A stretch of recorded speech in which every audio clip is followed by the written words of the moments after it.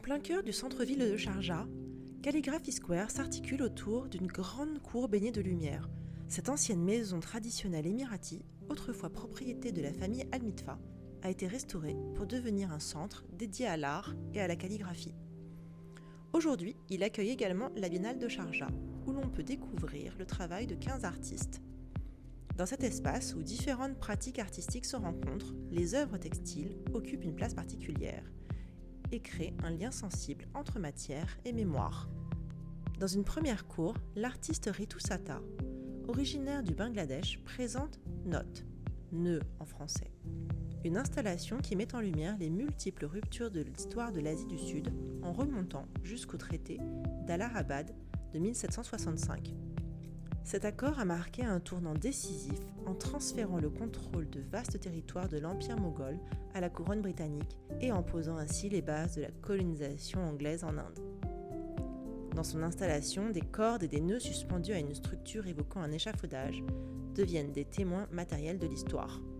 Cette scène, en plein air, invite les visiteurs à ressentir la charge historique liée à la production et à la circulation de textiles à travers les territoires bordant l'océan Indien. En poursuivant la visite, l'œuvre de Chitra Sasmita capte immédiatement l'attention. Son projet, Timur Mera, qu'on peut traduire en lest et rouge, lancé en 2019, rassemble textiles, objets et vidéos pour revendiquer une plus grande place des femmes dans l'histoire de l'art indonésien.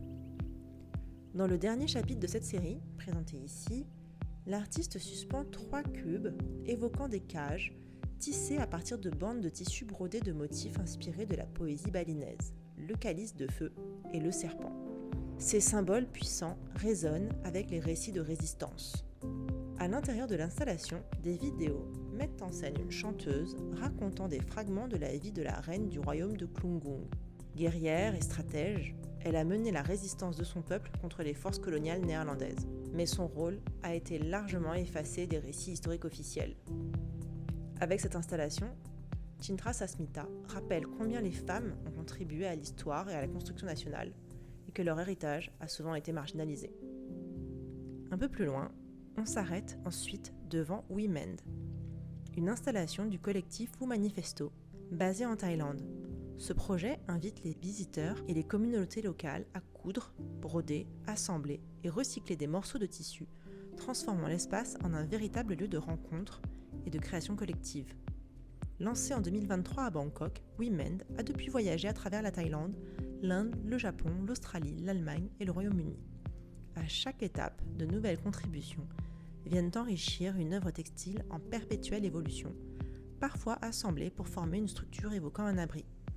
Cette pratique, à la fois méditative et collaborative, crée du lien entre les participants, offrant un moment pour ralentir, échanger et se connecter les uns aux autres. Et ce n'est pas la seule intervention du collectif Wu Manifesto pour la Biennale de Sharjah. On les retrouvera du côté de Flying Saucer, autrement dit la soucoupe volante. Mais ça, on vous le racontera une prochaine fois.